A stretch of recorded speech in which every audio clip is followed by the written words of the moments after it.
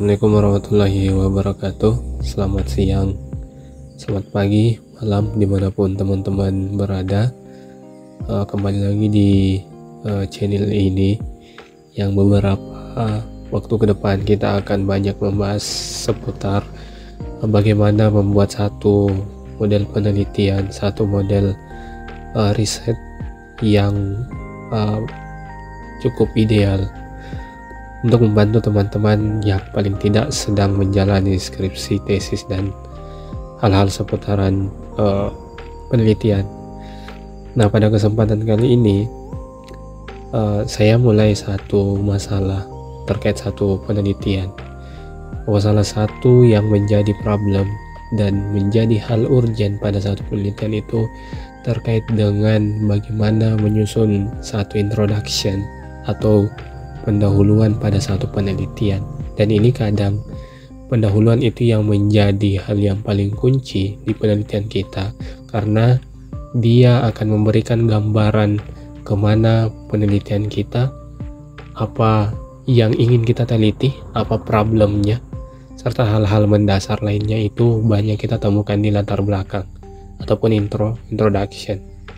Nah, pada kesempatan ini saya akan memetakan beberapa poin-poin penting yang menurut saya sangat penting untuk kita tanyakan kepada penelitian kita dan mesti ada di pendahuluan kita untuk memberikan kesan yang sangat baik terkait apa yang ingin kita teliti. Nah, kita langsung saja. Yang pertama, salah satu hal yang mendasar yang harus ada dalam introduction atau latar belakang. Yang pertama, kita harus melakukan identifikasi dan melakukan skala prioritas terhadap masalah-masalah pada penelitian tersebut. Itu yang kami sebut di sini identifying dan prioritizing problems. Nah, ada 3 pertanyaan kunci untuk melakukan identifikasi dan prioritas terhadap masalah-masalah.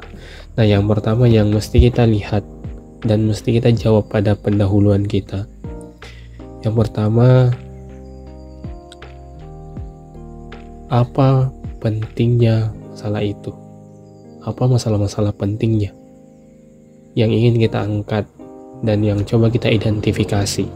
What are the important problems? Apa problem-problemnya yang penting? Oke, itu yang pertama. Nah, yang kedua, which of this need research?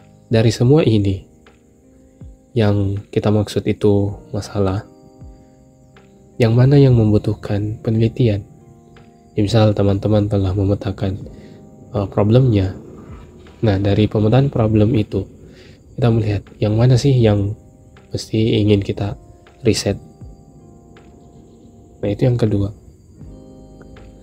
Nah, yang ketiga, which one of this problem is most important to answer? Nah, dari sekian banyak masalah-masalah ini, yang mana paling penting untuk kita jawab. Jadi semakin partikulir atau semakin mengerucut problemnya, ini semakin memudahkan dan semakin memperjelas apa sih problem yang sebenarnya ingin kita jawab. Dan ini akan sangat memudahkan ke depannya.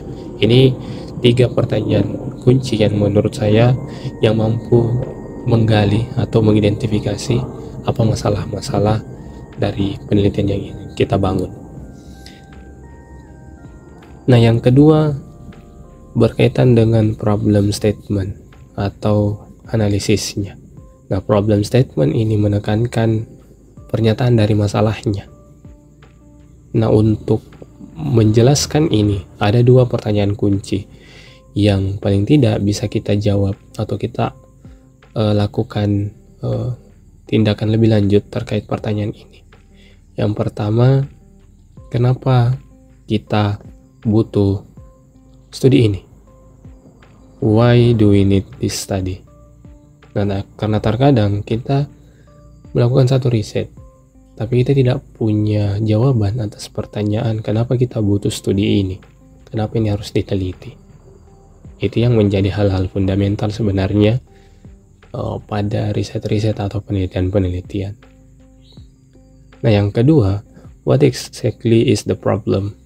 Apa masalahnya yang paling tepat, yang paling jelas, yang paling clear? Apa masalah clearnya ini yang ingin teman-teman jawab, sehingga itu kemudian memudahkan. Yang tadi saya katakan, semakin mengerucut satu problem itu, maka semakin memudahkan teman-teman dan semakin mempertegas bahwa ini yang ingin kita teliti. Itu yang kedua. Itu sekaitan tentang problem statement and analysis. Nah, yang ketiga, literatur review. Tentu literatur review ini menjadi satu hal yang penting pada satu penelitian, karena sebagaimana satu riset, dia tidak berdiri sendiri. Terkadang dan hampir semua penelitian itu mengambil atau melakukan penyempurnaan dari riset-riset yang kita lakukan. Misalnya dalam ada satu riset yang dilakukan seseorang, kemudian kita paham bahwa setiap riset punya limitation, dia punya keterbatasan, maka orang selanjutnya akan melengkapi keterbatasan itu. Begitu selanjutnya, sampai dilakukan penyempurnaan pada riset-riset yang mungkin kita akan lakukan. Nah, itu pentingnya literatur review. Nah, untuk melihat literatur review atau menjelaskan literatur review, kita harus menjawab beberapa 3 pertanyaan yang paling tidak bisa menggali kita mengenai literatur reviewnya. Nah, yang pertama, what have other people done? Apa yang orang lain sudah lakukan?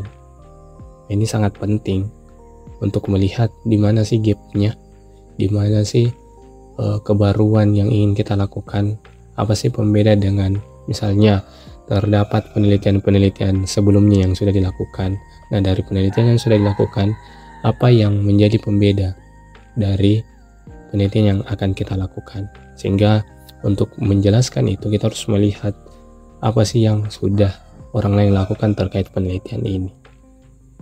Itu yang pertama. Nah, yang kedua, in what areas is research still required for this problem? Jadi pada area apa riset ini atau penelitian ini masih dibutuhkan untuk masalah ini. Jadi kita harus juga mempertegas, oh di sini batasannya. Kalau kita sering lihat di penelitian-penelitian ini berkaitan dengan batasan masalahnya. Nah, di mana riset ini berada dan kenapa ini masih dibutuhkan, di area mana dan sebagainya. Ini untuk menjelaskan posisi kita pada penelitian ini dan apa yang ingin kita jawab. Nah, yang ketiga, how do we organize and refer to the literature? Nah, bagaimana kita mengorganisir atau memetakan literatur-literatur yang tentunya akan mendukung penelitian-penelitian kali ini. Semakin sistematik satu literatur review ini, semakin memudahkan kita dan juga semakin menambah kekuatan dari penelitian-penelitian atau basic research-nya.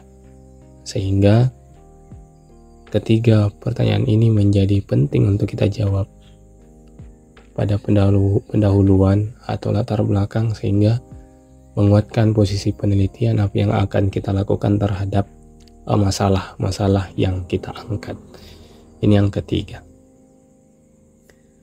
Kemudian selanjutnya ini mengenai objectives. Dimanapun, apapun itu, ketika kita berkaitan dengan penelitian atau kita berbicara tentang riset, baik itu skripsi, tesis, disertasi sekalipun, pasti semuanya punya objectives. Objectives ini berkaitan dengan tujuan dari riset itu. Nah, tujuan ini yang juga kita perjelas setelah kita memetakan berbagai masalah, kenapa kita ingin mengangkat ini, apa data-data pendukungnya, apa yang orang lain telah lakukan, apa penelitian terdahulunya, dan penelitian serupa. Dan setelah kita melihat gap-nya, maka kita mesti menjelaskan apa objektifnya, apa tujuan dari penelitian ini. Nah, pertanyaan yang mesti kita jawab tak sekaitan dengan objektif atau tujuan. Apa yang ingin kita dapatkan atau kita include-kan pada studi ini atau penelitian ini. Ini menjelaskan bagaimana arah dari berbagai masalah yang telah kita dapatkan.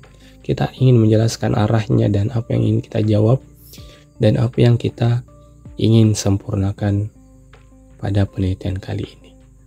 Nah, sehingga dari keempat poin itu mulai kita identifikasi masalahnya, kemudian apa problem statementnya. Yang ketiga tentu didukung dengan literatur review. Nah, dari ketiga ini akan mengarahkan kita untuk menjelaskan objektifnya, apa tujuan dari penelitian ini dan mengapa mesti kita lakukan. Nah, sehingga keempat itu yang telah saya sebutkan atau kita telah jelaskan sebelumnya, ini menjadi satu acuan khususnya yang sering kita gunakan atau paling tidak sering ditanyakan kepada kita, misalnya ketika kita melakukan ujian sidang. Pertanyaan-pertanyaan fundamental ini menjadi kunci dalam menjelaskan penelitian-penelitian kita ke depannya. Sehingga ini dapat menjadi pegangan bagi teman-teman sekalian ketika sedang melakukan penelitian-penelitian, baik itu skripsi, tesis, disertasi, bahkan karya-karya ilmiah lainnya. Nah, mungkin itu yang bisa saya jelaskan pada kesempatan kali ini. Semoga kedepannya kita akan membahas lebih banyak lagi di waktu dan kesempatan yang lain. Terima kasih atas perhatiannya. Assalamualaikum warahmatullahi wabarakatuh.